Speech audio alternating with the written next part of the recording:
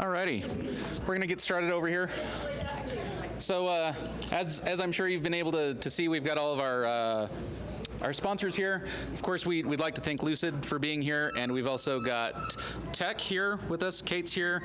Are there any other sponsors here that did not make themselves known to me? If so, shame on you and let me know now. Oh, we've got STG. Shame on you for not telling me you were here. All right. So what we've got tonight, we've got Marcus Hellberg is talking about Java meets TypeScript, right? All right, good. I didn't flub that one up. But welcome here, 2023. Glad to kick off another year. All of our sponsors that we've got over here. Just a recap for what we've got going on this year. So the next one that we've got Venkat coming, which is always a crowd favorite. He is coming and speaking about, my mind just blanked. It's, was it functional? No, what was it? Loom, that's right. Venkat's talking about Loom. So if you're not familiar with Loom, basically it's getting green threads in JVM, which will be really cool for us, not having to rely on the native threading capabilities of the operating system. But that should do it. As far as door prizes, we'll come over here to door prizes real quick. We've got stuff from Tech Systems. Thank you, Kate, for bringing stuff. So we've got a Star Wars waffle maker, and then we've also got Modern Java by, honestly, a bunch of people I don't know. Raul, Gabriel, Irma, Mario Fusco. Actually, no, I do know him. And Alan Mycroft. And that name sounds familiar, but I don't know him. Okay, cool. Kate says it talks about reactive programming and some other stuff that we've got. So that's good. I think that should do it for me. So we've got Nikki over here from Lucid, who's going to give a little quick spiel, and then we'll turn the time over to Marcus. I know that nobody is here to see me, so just a few quick words. First of all, thank you for coming back in person. We're so happy to be able to host you guys again at Lucid, and always a big thanks to Tech Systems and STG. You guys always show up, so we appreciate all the support. Anything that's at the front, please feel free to take it. We're always happy to take care of the people that want to come in, potentially come and work for us, so that's always a great thing. Lucid is hiring. We're actually one of the few companies that is still hiring out there and doing it in a way that I feel is very responsible with all the external circumstances that are going on right now that everybody doesn't know how to quite maneuver well. So if you do have any interest in any of our positions that are open or any questions that you might have, there's a pamphlet that's on that table. It'll take you to our careers page so you can see what is open. Most of them are senior level at this point. Senior engineers, site reliability engineers. We have an applied scientist that is kind of in that data scientist realm, but we really want somebody that's applied their research into actual use. A couple of different things, but we have a lot that's happening with Lucid this next year. We are really excited about what we have on our roadmap, so to speak. So any questions, you're welcome to connect with me on LinkedIn. Again, it's Nikki Johnston. I'm the senior technical recruiter team lead here. So I do support all of our technical teams. So if it's not something engineering, if it's more technical product management or anything else that you see on our job board, please feel free to reach out to me. But we're just really, really excited that you guys are all here. And I believe I'm passing it over to our sponsor, or our presenter now, right? Perfect. Thank you so much for coming, you guys. Take whatever you guys want.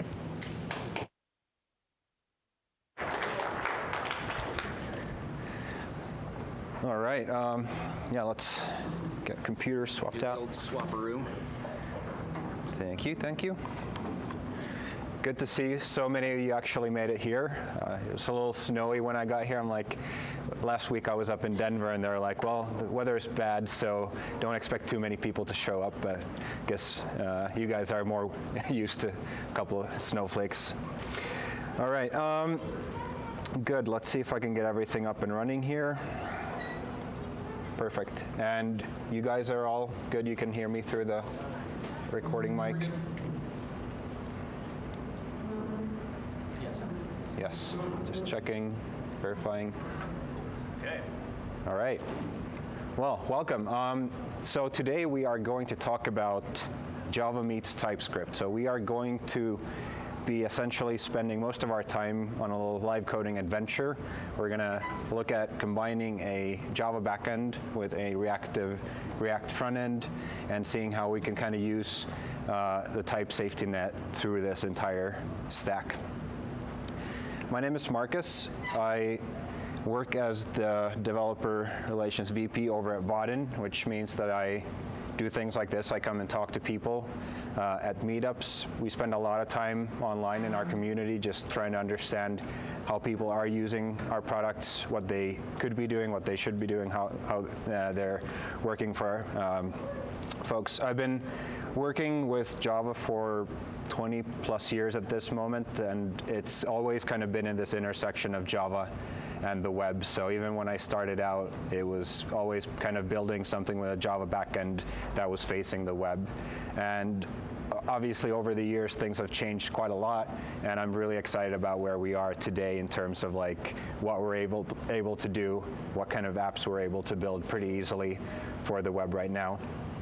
I'm a nerd kind of all around, so when I'm not working on programming related geeky stuff, I like to geek out on, for instance, backpacking. I like to spend a lot of time in the backcountry. We can't hear you in the back. Okay, so you want me to Just talk louder.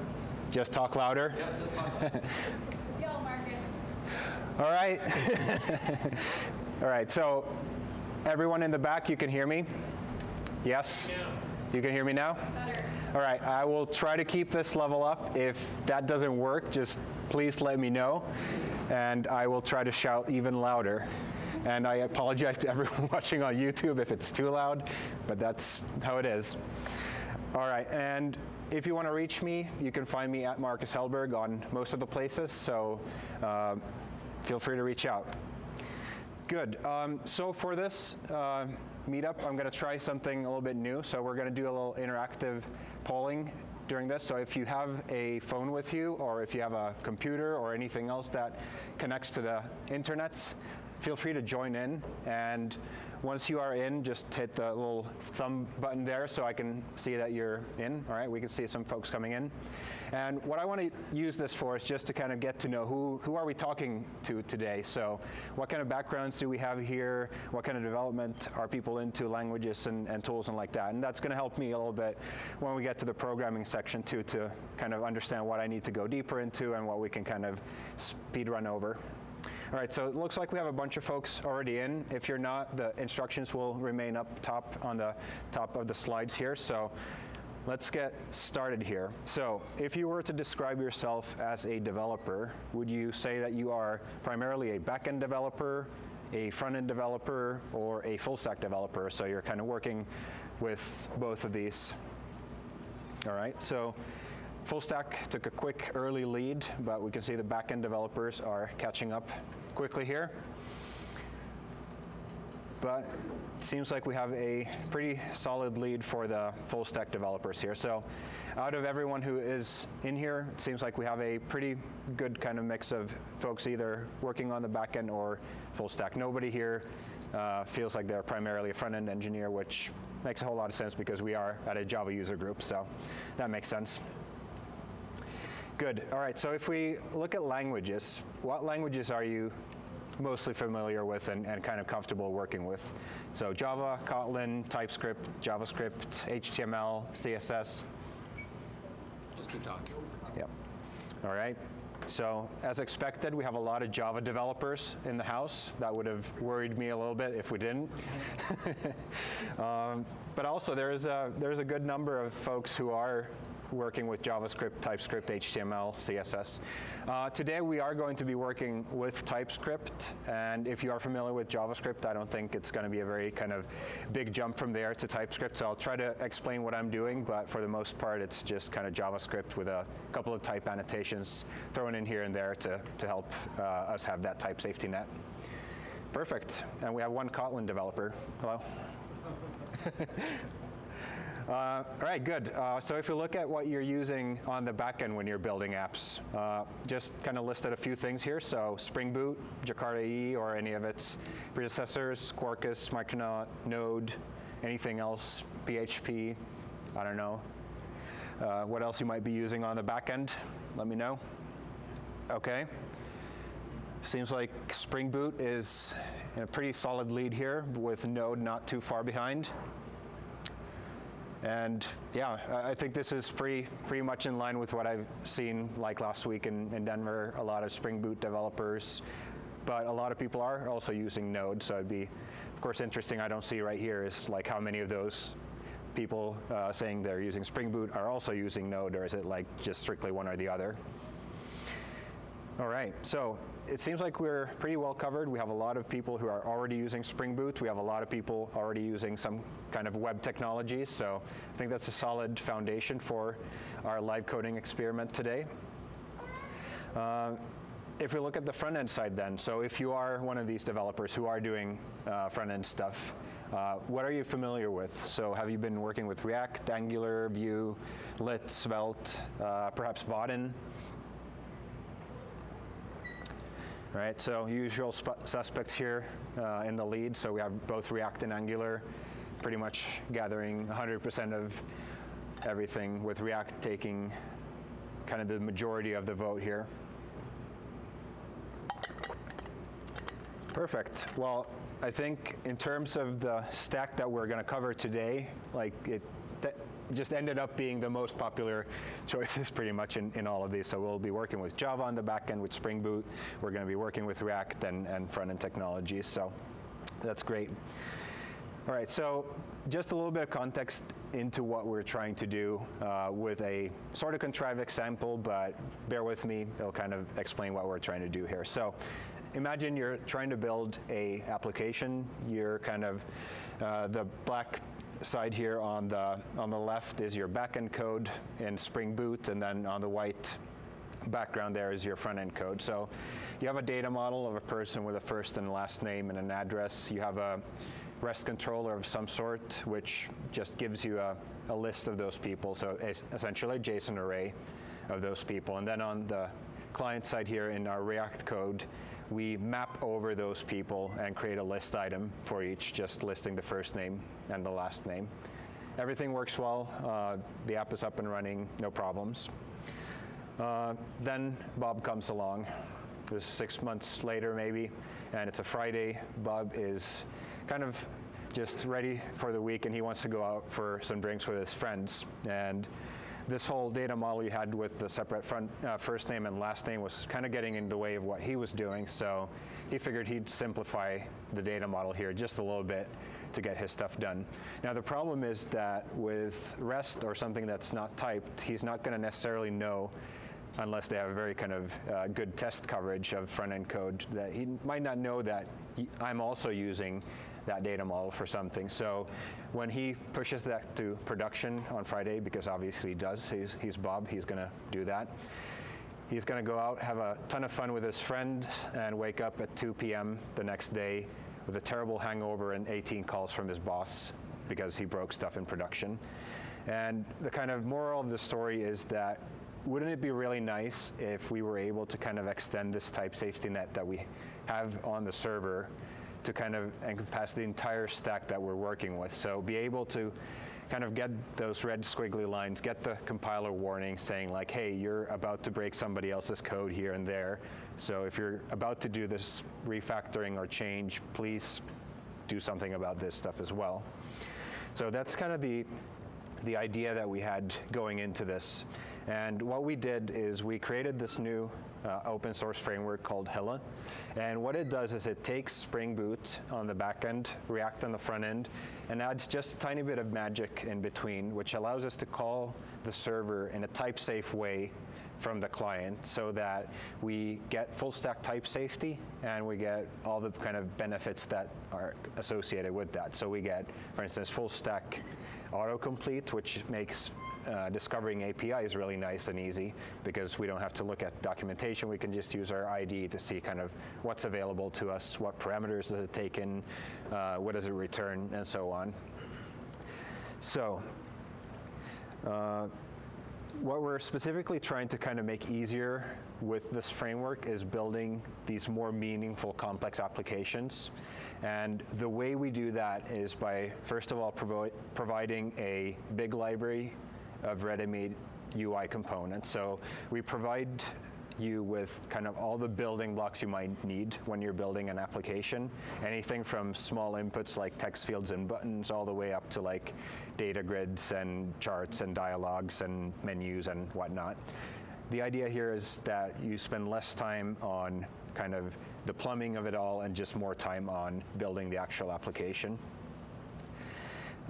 So kind of what we put into this product really is a bunch of UI components a Java to TypeScript type generation, a way for us to share validation constraints between the server and the client. So if you define validation constraints on your Java model, you're able to reuse those in the UI, and then the framework will recheck those when you save that object back to the server. We also take care of build tooling, so there's only one build you need to start to both start the front end and the back end of the application. Again, so you don't have to spend a whole lot of time just setting up tooling and everything, but you can just get into the programming real quick.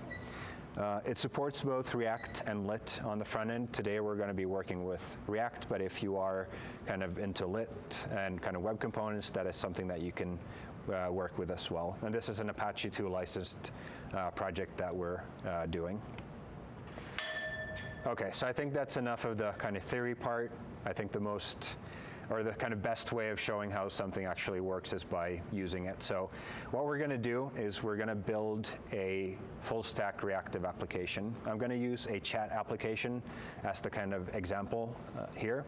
And this is going to be a group exercise. So because this is live coding, I will make mistakes. And then when things go horribly wrong here, you've been paying attention and you can tell me what I did wrong so we can hopefully fix everything together and get it running. All right, so I've created a project and loaded it because I wasn't really sure if the internet's going to work. But what I did is I used our CLI to initialize a new project. I passed in this React flag and gave the project a name. And what this does is it generates a project for us. Can you, everyone in the back, see the font here? You're able to read the code? Yeah, thumbs up? Thumbs up? All right, good. So what we get when we run that is a Spring Boot project. And in that Spring Boot project, we've added some dependencies to Hilla, which allows us, and the Hilla Maven plugin, which will take care of this TypeScript generation. There are two interesting parts to this project. We have the source main Java, which is the backend part of our application, the Spring Boot application. So this is just a plain Spring Boot application launcher, and we can run the application by running the Spring Boot application the same way we would run essentially any Spring Boot application. What makes this a little bit different from what you might have seen before is that we have this front-end folder here, and this front-end folder here is our React application. So this is where we put all of our front-end code.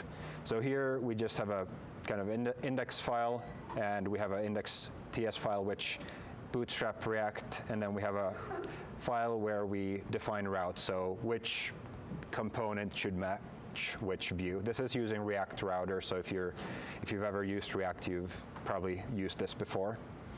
The only view I have right now is this Hello World view, and if everything went well, it is actually up and running here. So let's verify that everything works. So we have auto reload enabled both for the backend changes and front end changes. So if I change this to Salt Lake City and save, this should automatically reload in my browser. So we have a really kind of tight feedback loop with what we're coding and what we're seeing in the browser, so we can stay productive. All right, so let's get started with this application. So I'm going to start on the back end. So let's define a data model for us that we can work with. For right now, that's going to be just the message that we're going to send. And then we need a way for us to call the server from the client. So for that, I'm going to go into the Spring Boot application under the source main Java, and I'm going to create a new Java class here. I'm going to call this a chat service. And this chat service will be a Hilla endpoint. An endpoint is essentially functionally similar to a kind of a REST controller. It's an API that we can use to call the server. The difference is that we're going to call it through TypeScript methods instead of through URLs. That way we get this type safety. The way we turn any class into an endpoint is by adding this endpoint annotation. And because we're not going to work with any kind of authorization or authentication in this demo right now, I'm going to add this anonymous allowed annotation, which means that anyone is able to use this API. All right, so we have our service here. I'm going to create a data model for us. I'm going to use a record for that. So for that, we're going to call we'll call it a message. And this message will have three things. It will have a string for the user name. We'll have a string for the text of the message, and then it will have a instant for the date, like that. Okay, so that's going to be our just simple data model that we have.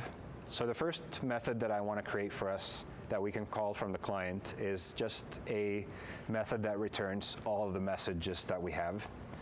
So for that, I'm going to create a public method that returns a list of messages, and call this get messages. And here I'm just going to first of all just return a static list of messages, just to make sure that we get this working.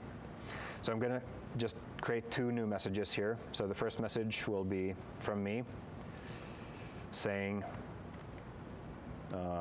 hello, and this will be sent now, like that. And then we'll duplicate this, we'll change this. The next message will be from Bob. He'll say hi. And actually, let me close the sidebar there so we can actually see everything. All right, so what I'll do now is I will build this. And when I build this class, Spring Boot DevTools will pick up that change and it will reload the browser. Of course, we don't have anything visible different yet here because we haven't actually called that from anywhere. So for that, I'm going to go back into the chat view. And the way we're going to build this is React is a reactive component model where you have a state, and then you have this template that is a kind of a function of that state. So we need to have a state which contains all the messages that we have, and then we can use them here in the template. So for that, I'm going to use a useState hook. And I'll type it out first, and then I'll explain it. So we'll have a state called messages, and then we'll have a setter for those, set messages. And that will be equal to useState, and we'll start out with an empty array. So when we call useState, it gives us two things back. It gives us a state, which is the actual value of that state at any given moment, and it gives us this method for actually setting the state. And what it does internally is that whenever we call this method, it notifies this component that the state has changed, and it can then go ahead and re-render this template. Now, because we are in TypeScript, we're going to add some type information here, and I'm going to say that this is of type message array, like that. And what I can do here now is I can import this message type from this generated code. So this message is actually, the type is the same as we had in our Java class, and we'll see that very soon here. So now that we have our message typed state here, the next thing that we need to do is call the backend. For that, we need to use a different kind of hook in React, a effect hook. So everything in the component is supposed to be without side effects. So if we need to do a side effect in our functional component, we need to define it in a effect hook, which kind of isolates all the side effects into one place. So we're going to call useEffect, and this takes in two things.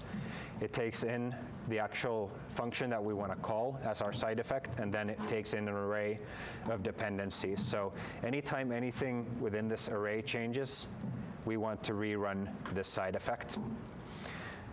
Now I'm passing in an empty array, meaning that I just want to run this once. And the side effect that I want to run is calling the server. So for that, I'm going to call our message, our chat service. Service. And I'm going to import this again. And what I can do then is I can call this get messages here. So I can see my autocomplete already tells me what APIs I have available there. And this get messages will be an asynchronous call to the server. So we need to add a listener to it. So essentially, we're just going to say then. So whenever this call to the backend completes, we want to call set messages with what we got back from there. So with this change, we now should have all the messages here in our messages array.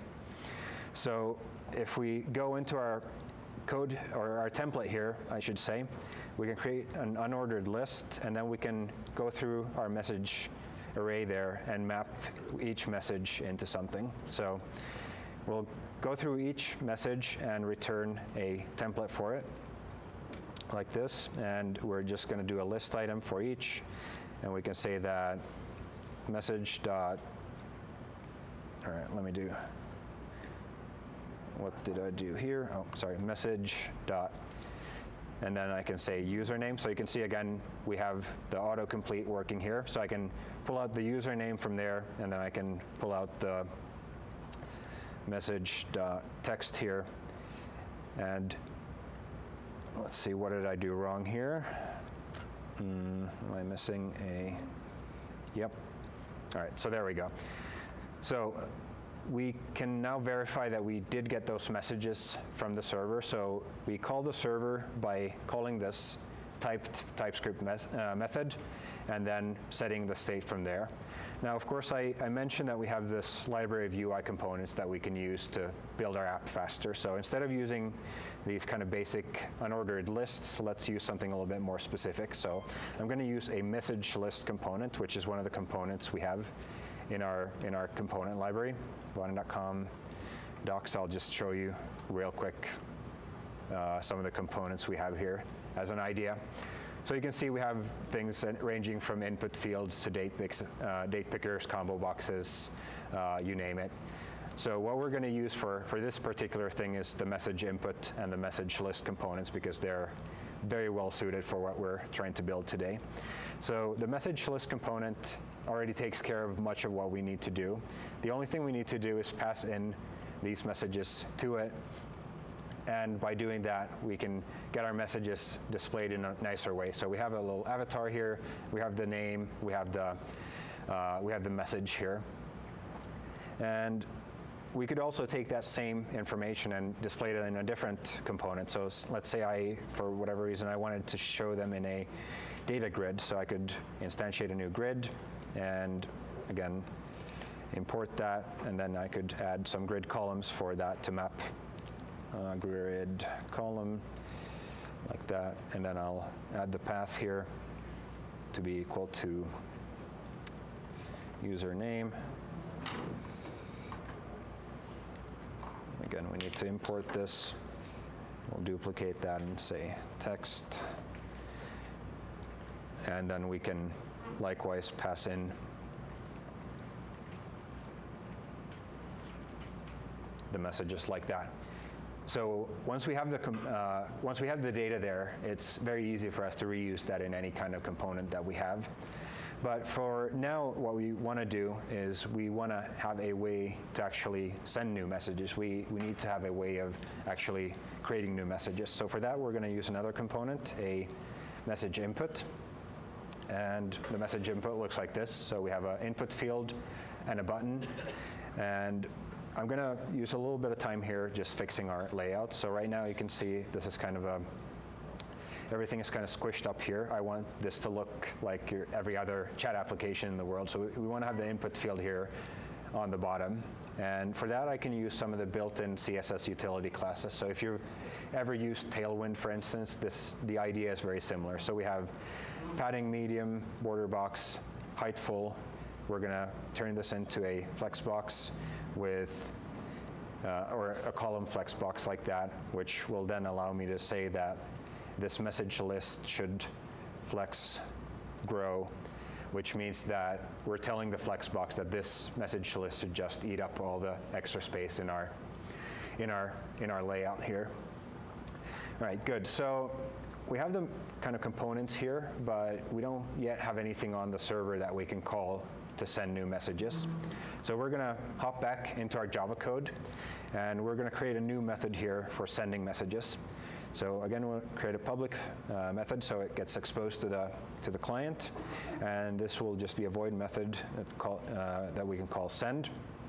It'll take in a string for the username and a string for the text. And for now, I'm going to just print this out. So we can say username plus says, and then we can print out the text just to make sure that everything works. So again, I'm going to build this. That's going to reload the browser here real quick. And what we can do now is we can hook up our message input to call that. So on the message input, I can add a onSubmit listener that'll fire an event, and then we will create a new method for send message. And we're going to pull out the value. Let's see, event.detail.value is what I wanted to do. So we're going to pull out the value from the message there, and then we're going to create a new function where we actually call the server. All right, so we have, let's call this text. So we have a function now where we want to call the server. Like I mentioned, all the server calls are asynchronous, so we don't want to be blocking the UI thread while we're calling the server. And up here, we use the promise API, so we put on this then to kind of say that whenever the server call completes, then do this. Another way we could do that, perhaps a little bit more elegantly, is doing a async function like this. And what we can do then to call the backend is to, again, call our chat service, hit send, and this takes in two things. So the first thing it takes in is the username. I'm going to hard code this to Marcus right now. Did we lose this, Mike, or no? Yeah, battery just died. I think you're okay. Underneath your podium. All right. Anyway, I'll try to be louder again. So, Marcus. Are there batteries in your podium? Like red.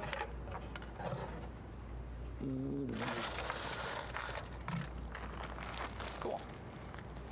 Maybe, hopefully. All right. Try those.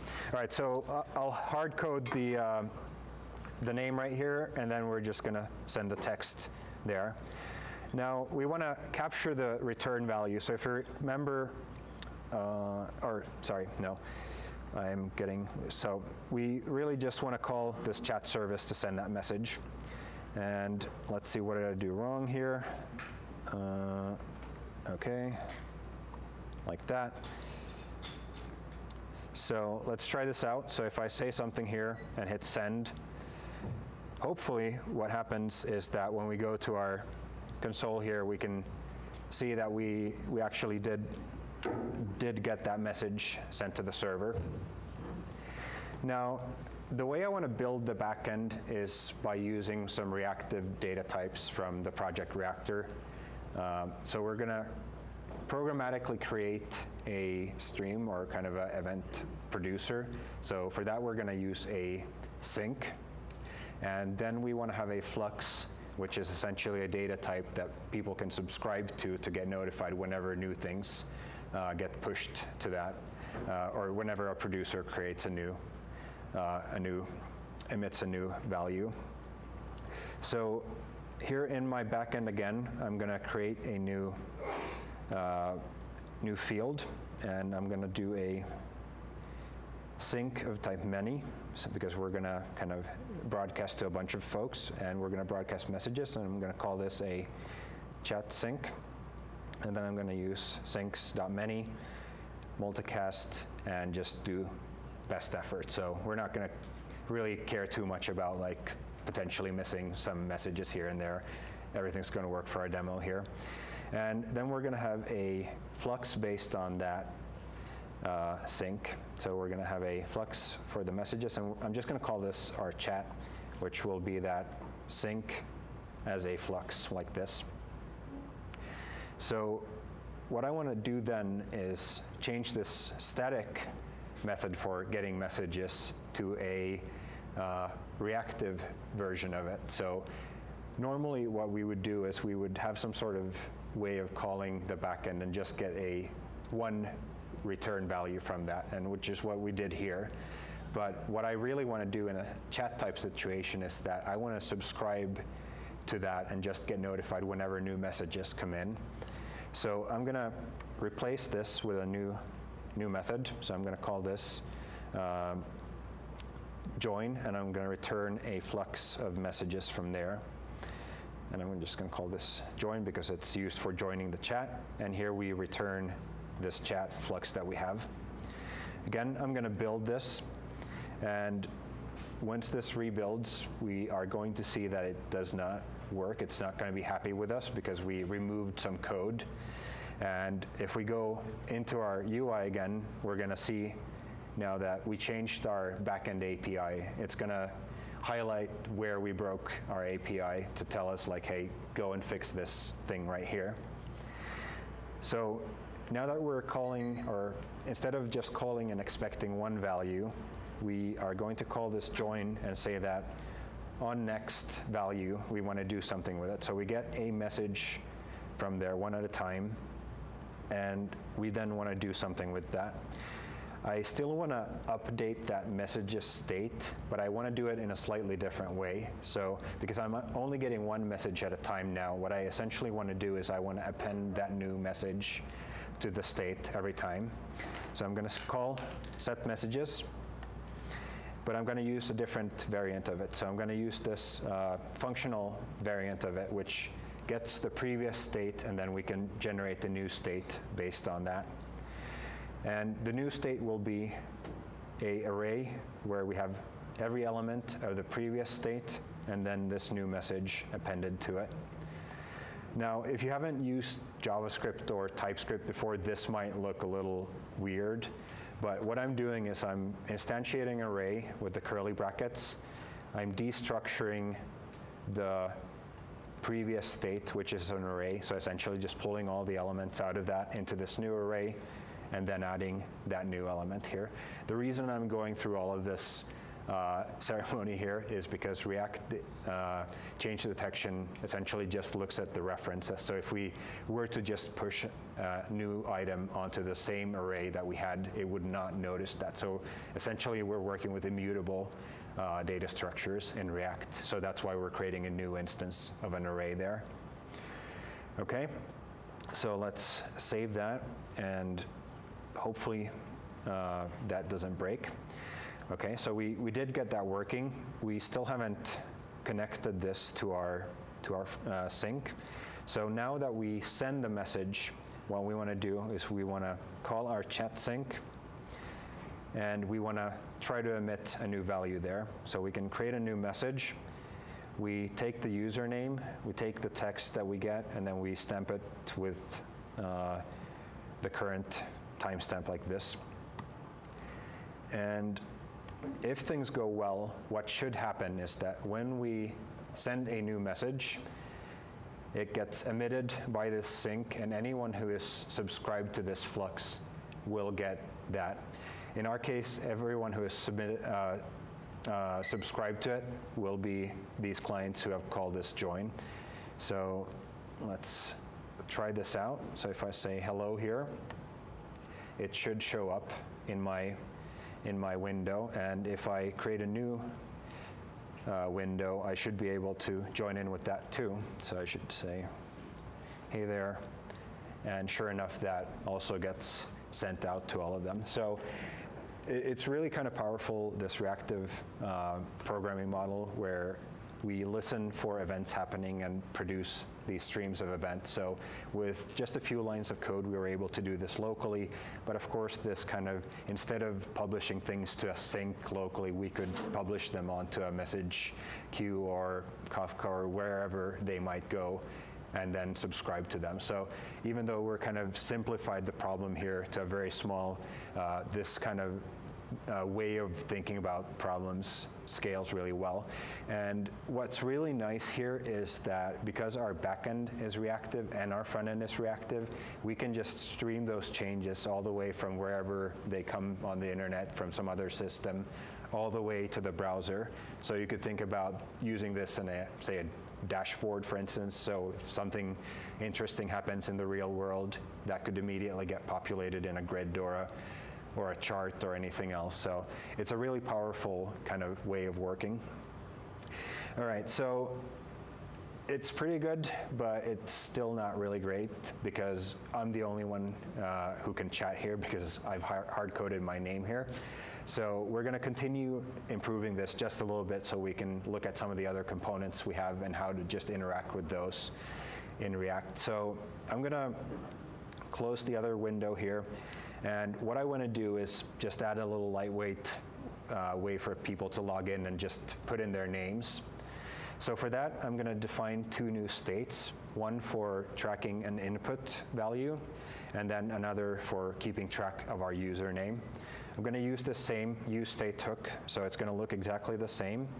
So we'll have one for input and setting input, and that's going to be a useState with an empty string as the initial state, and the other one will be a user name state and then set user name, and this will be again equal to users set use state with an empty string starting out.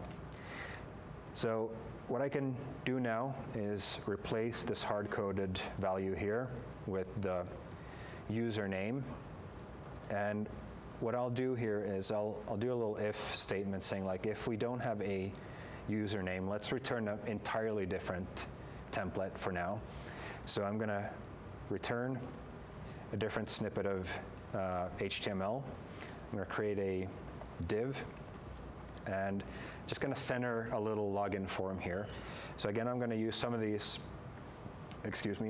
use some of our utility classes to do that. So I'm going to turn this into a flexbox.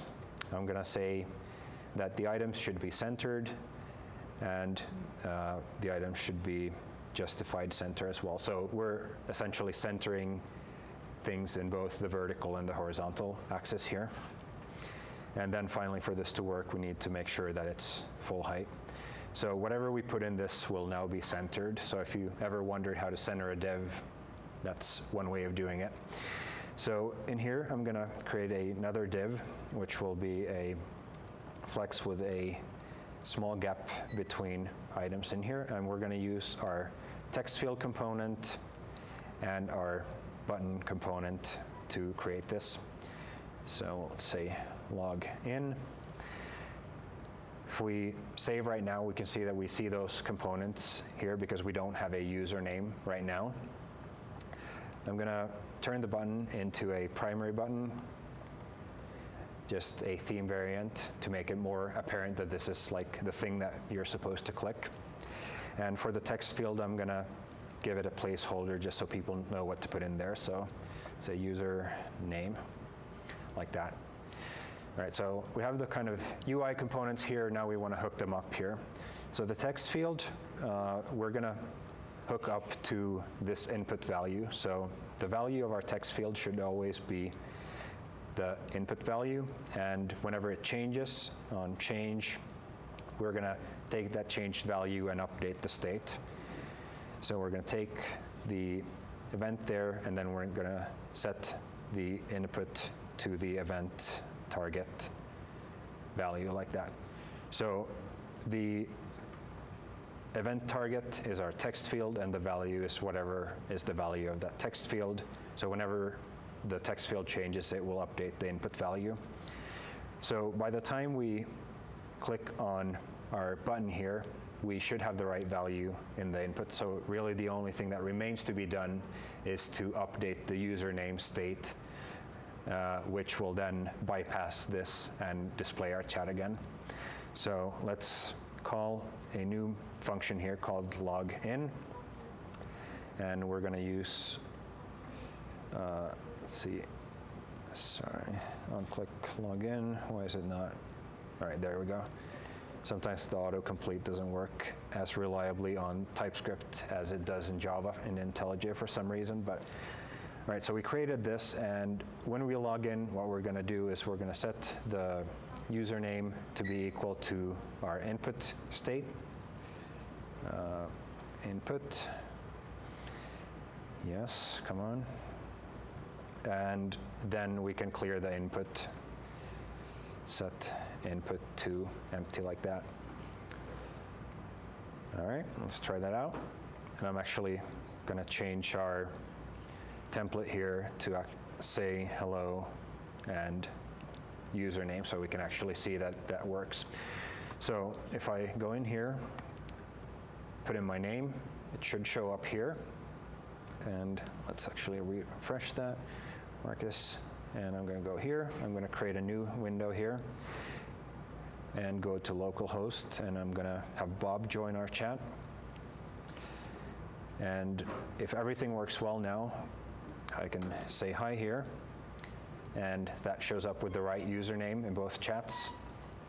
And I can respond from my own window, and that again shows up with the right username. So really what we did here in this very kind of simple exercise is we built a Spring Boot backend using reactive data types to handle our kind of message passing. And then we have a reactive front end built in React, which consumes those messages and updates the UI interactively. All right, let me go here, and we have plenty of time for questions. So if you are interested in kind of digging deeper into this at any point, you can find it on my GitHub. I can post it on the meetup page probably, yeah, after the fact too. So if you want to kind of poke around there or use that as a starting point for just playing around, that's a good place to go. And we now have a ton of time for questions and answers. I heard that you'd like to have long discussions here, so I wanted to make sure we have lots of time for that. If you're more comfortable asking questions, you can use the app that you are logged into. Just type your questions. If you're in person here, you're obviously more than welcome to just raise your hand and ask in person, and I'll happily answer any questions you have. Yes, sir? So this is a really good framework, and I was wondering what sets this apart from all the other frameworks? There's a lot, and the competition can be fierce. So what sets this apart from all the other frameworks? Well, as you may or may not have noticed, and I'll get back to this, is that we haven't really tried to reinvent too many wheels here. We're using kind of standard React, we're using standard Spring Boot, and leveraging what they're already doing really well. And what we really added to that equation is the components and the type-safe communication. So you're still using these frameworks that are very popular. So we're not necessarily really trying to compete with them as much as building a kind of more Java-optimized way of using these frameworks. So if you're already considering using Spring Boot and React, this can help you be more productive using them in a Java environment. React themselves, for instance, they try to, or they're agnostic to what you're using on the backend, so they can't really offer that level of kind of integration between the front end and the backend. So by us being more opinionated and specifically targeting Java backends, knowing that there is all this type information available to us that we can expose to you, that allows us hopefully to give you a more kind of productive development experience. Does that help answer the question? Perfect. Yes, sir? Thanks a lot for that presentation. Just got a question about, if I use a figurative version of the Hilla framework, is that tied to a specific version of React and Spring Boot? Okay, so the question was, is Hilla tied to a specific version of React and Spring Boot? React, no, not so much. Spring Boot, yes, because we are using Spring Boot behind the scenes to do a lot of stuff. So we have Hilla 2 coming out in just a few weeks, which will be Spring Boot 3 compatible. There are pre-releases of that if you want to use that.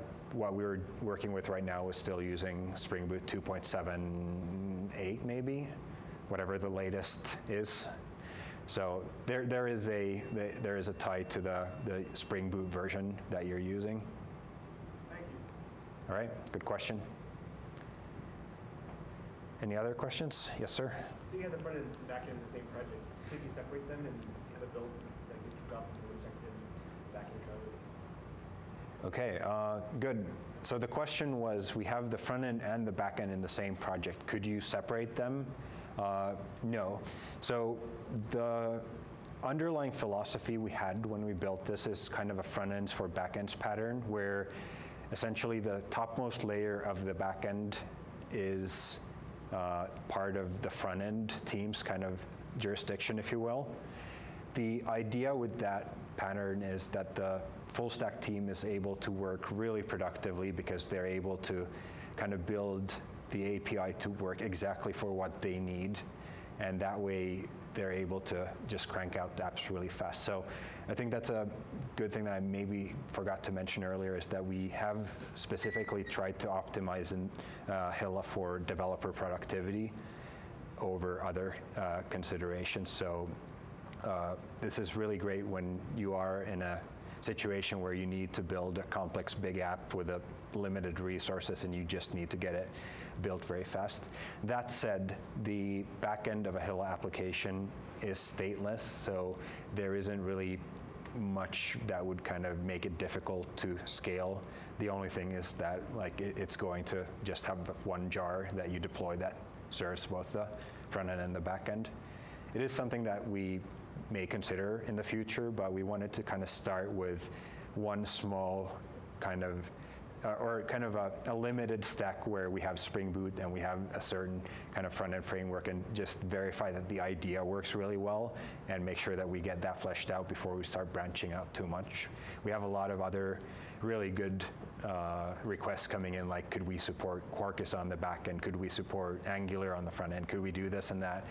The answer to all of these are probably yes, but we want to make sure that the kind of foundational idea works really well before we replicate that to a bunch of stuff, and then we have to like, oh, we want to change that, and then we have to change it in 18 places as opposed to one. So we're kind of, we started out by really just focusing in on the most popular stacks right now, and focusing in on more this use case where you have a full stack team, either where you have developers who are full stack themselves, or you're working with like back-end folks working with front-end folks in a very kind of tight collaboration type of situation.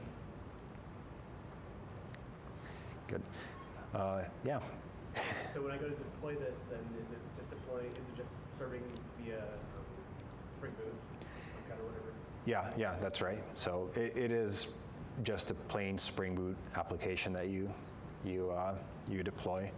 I was actually I was working with Josh Long a couple of weeks ago on also making sure that the upcoming Hilla 2 version supports all the AOT compiler hints needed for native compiling, and that was really nice.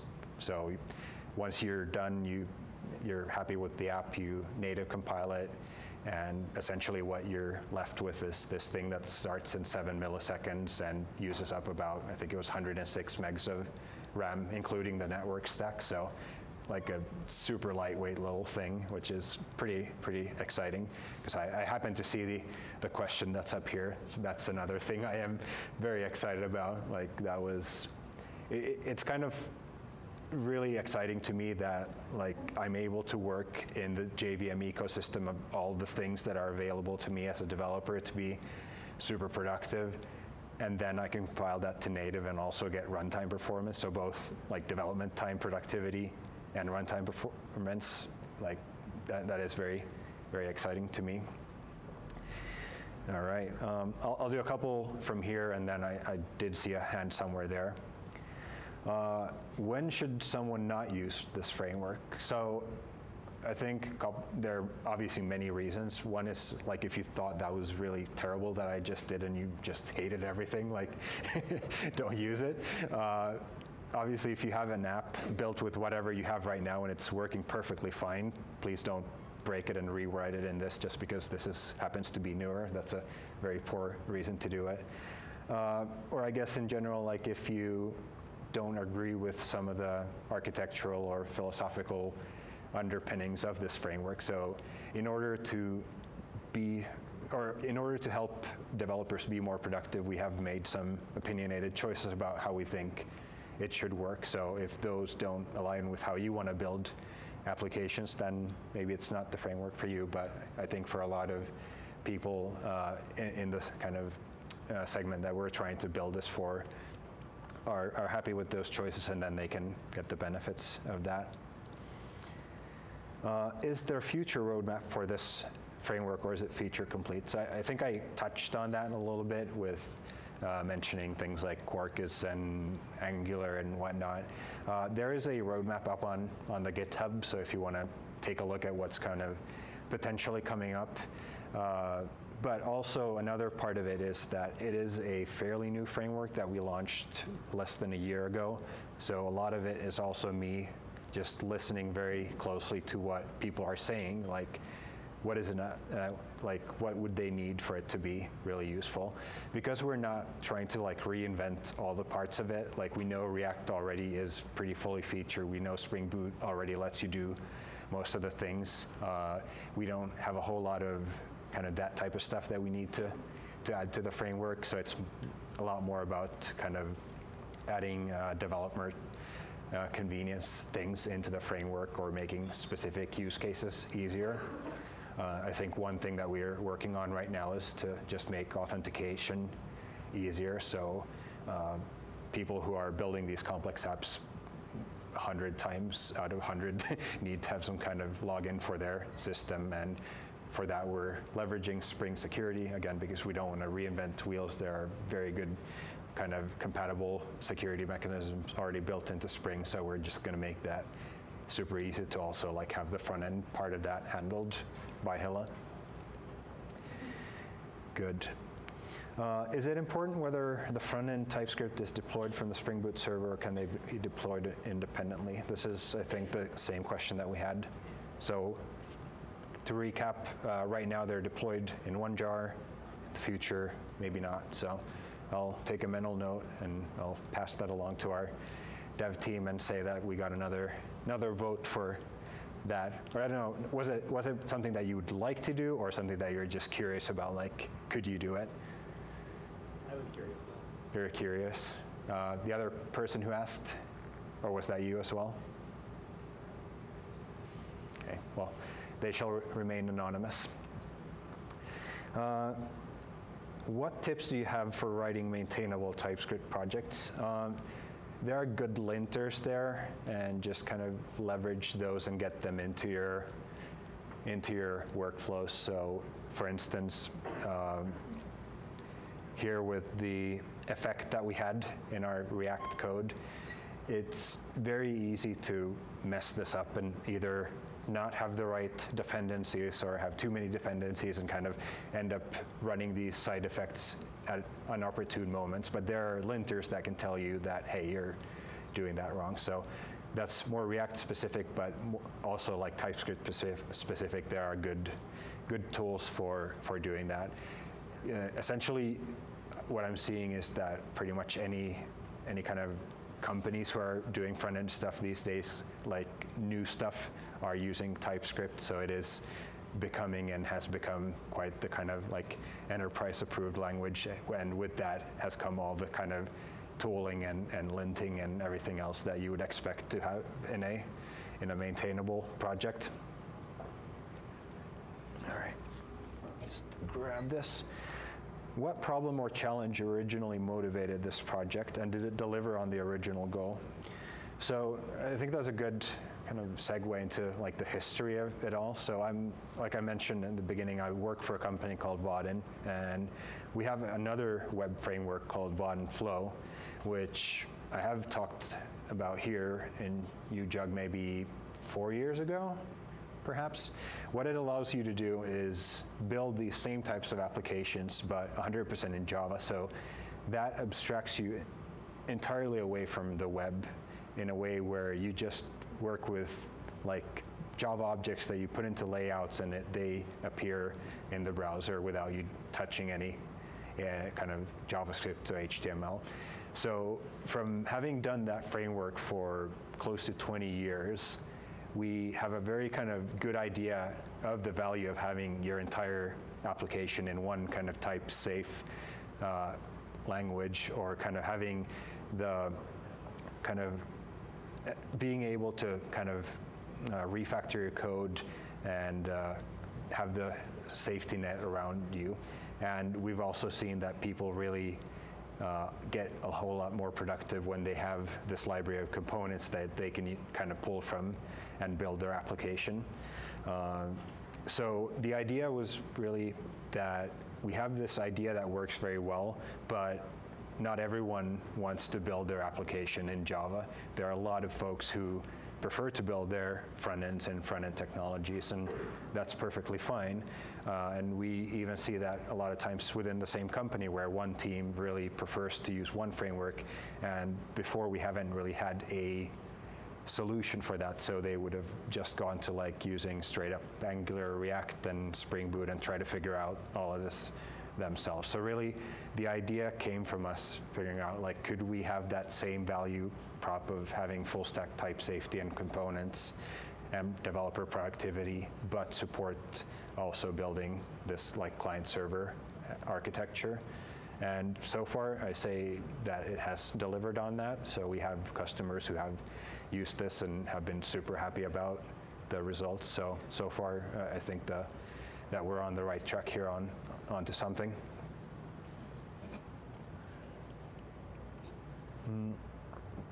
All right. Mentioned that the project's open source. What types of contributions do you need most from the community? We're happy to get really any kind of contributions. Like I said, we're still sort of early on, so any kind of just insights even are super valuable. Like, and it might be a bug ticket if you run into anything, or a feature request saying like, hey, it would be super helpful if it did this. We have also a really active Discord chat where a lot of the developers are, and just helping each other out. So if that's something that you enjoy doing, that's a great thing to do. And of course, you are more than welcome to kind of dig into the code and contribute stuff there with PRs, but that's certainly not something that's expected or kind of needed as your first contribution. So even just letting us know if you run into anything, a bug or kind of a missing feature, that's super helpful for us to be able to kind of figure out where we should kind of focus our efforts. Good. I think I had somebody had their arm up somewhere here. I could do a live question in between. Okay, good. All right, well then let's continue on here. Are all Hilla apps single-page apps? Single-page apps? Yes, they are. So that is currently the architecture that we have. So it is a client-side React application calling the backend. We have considered and maybe looking into like, do we want to do server-side rendering? Because we are focusing more on applications as opposed to like interactive dynamic websites, server rendering isn't as useful for them, and that's why we've decided to keep things simple right now and not go down that road. But it's something that we may look into if we get hear from users that it's something that they're really looking forward to. What's the communication protocol between the front end and the back end? Here we saw two different communication protocols. So the normal call, so if we just, for instance, the get messages API that we had initially, or the send API, that's just using a REST controller under the hood, really. So if you click down into the code, you'll see that it actually just does a REST call where it then kind of wraps that in a TypeScript method where it casts everything to the right types and everything. So again, there we haven't tried to reinvent anything. It's just using kind of plain old REST under the hood. The Flux stuff, that uses a WebSocket, and that is actually that reminds me that I forgot to do something very, well, not very important, but would be good to do here. So when we join our chat here, what we're doing is we're opening a WebSocket connection, and if we want to be kind of responsible developers, we probably want to dispose that connection as soon as possible, just so we don't use up any extra resources. So what we could do is we can get the subscription that we get back from calling this, and the use effect allows us to return a disposer function, and there we can say sub.cancel, like that. So that way, anytime this component gets detached from the browser, if we close the browser window, we go to another page that's no longer using this flux, it would close that WebSocket, so we don't need to maintain that open. Cool. If the Hilla implementation of a Spring Security feature doesn't provide a one-to-one feature support, is it possible to override the Hilla implementation and use Spring Security directly? Yes. I mean, it would still be using Spring Security directly. It's mostly what we're adding are kind of client-side helpers for dealing with that. So you're certainly more than welcome to roll your own security. It's not really kind of significantly different from doing security in any kind of situation where you're using a Spring Boot backend and a React or Angular or any other client-side front end. But there are a lot of kind of moving pieces when it comes to security, and it's sort of easy to do things wrong and just end up with a app that seems secure but isn't. So we're hopefully building helpers that will just help people do the right thing.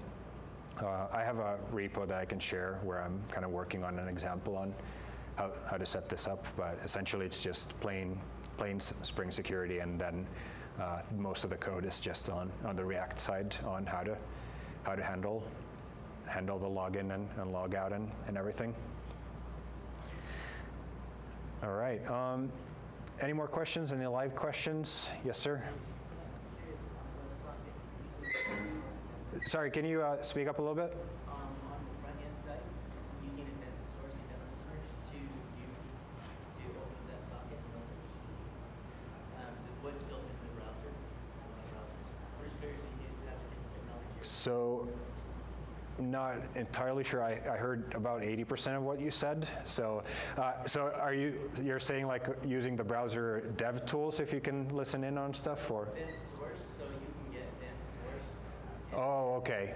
Using event source listeners to be Sure. I mean, yeah, so the question was on using event sources, and yeah, you could do that. Like, that would be outside of Hilla. You would kind of, you're like, Hilla apps don't exclude you from adding REST controllers or anything else Spring Boot provides. So you could do that, and you could use the kind of built-in event source in the browser if you wanted to do that. But you're not doing that. We are not doing that for here, yeah.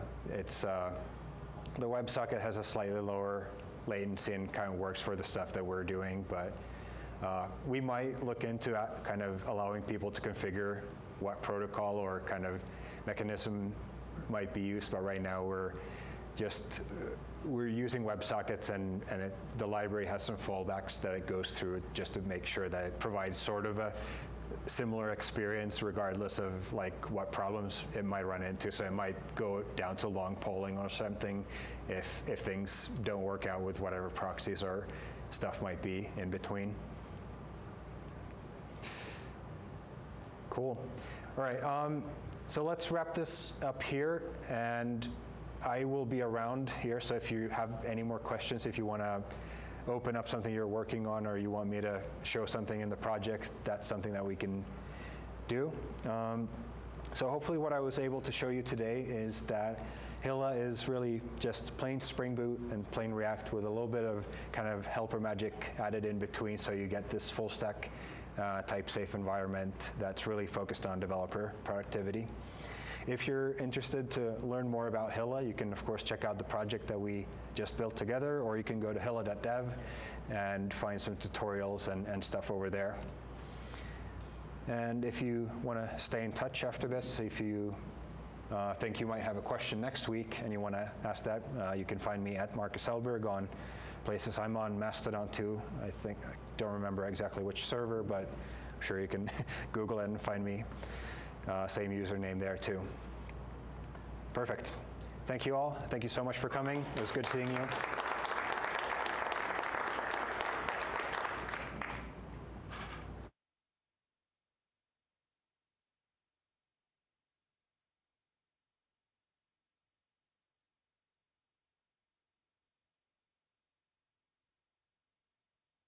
Oh, there we go. Sorry, I just had to make sure that we were, that I was good over on the recording that we've got. All right, so let's see, what do we got? For the number generator, we're going to start over here. 1, snake around, back around. We've got about 25. So the door prizes that we've got, we have the Star Wars thing, the Star Wars waffle maker, the book, and then we also have 2 JetBrains licenses that we're going to give out. So let's start with a JetBrains license. And if you don't need one, just let me know and we'll go for another one. So here we go. Random number says number 24. 1, 2, 3, 4. Do it from the end. Do it from the end. All right, we'll start over there by Steve. So 25, 24. Do you need one, Steve? I can always use one, but if somebody else needs, go ahead and give it to me. All right, 15. 15. Here you go. 1, 2, 3, 4, 5. Who's 15? All right, let's change this one up. Who needs a JetBrains license? All right, we've got one over there. All right, so email board@ujug.org and we'll send you your code. We've got another one. Does anyone else need a JetBrains license? Cool, same thing. Board. All right. So we've got, do we try this random number generator thing again? We're a bunch of devs, right? We should be able to count. Just count him as 1, and just go spread. Just start with 0. Better when you ask. Well, you know what? The number the random.org is not 0-based, so yeah. You know, the regular people use it, right? So, all right, number 15, again. We had 15 before. 21. 25, 24, 23, 22, 21. Yeah. Book or waffle maker? Waffle maker. All right. Kate, we need another one of these for May. Every time I bring those, like, people go nuts over them. Fair enough. All right, so next one for the book. 10. If he was number 15. 14, 13, 12, 11, 10. Congratulations. Thank you. All right, that should do it. So again, next month we have Venkat who is coming. We are doing the same, we're doing live with Venkat. So if you want to see it, you have to be here. And I think, Tell them the topic. telling the topic, it's Project Loom. So those that are not familiar with Project Loom, it's coming out in the next version. Well, not coming out, the first preview is in the next edition of the JVM, and it is green threads in the JVM. So really good. We don't have to rely on native threads or whatnot. It'll all be handled in JVM. Good stuff. Who do we have for March? Do you guys remember who we've got for March? It'll be up on Meetup. Anyway, but thank you everyone for coming. I know traffic was difficult coming back. I don't know if that's changed, but hopefully it has. Everyone be safe going out. And welcome to 2023. Hope to see more of you next month and for the months coming. Thanks again, everyone. Take care.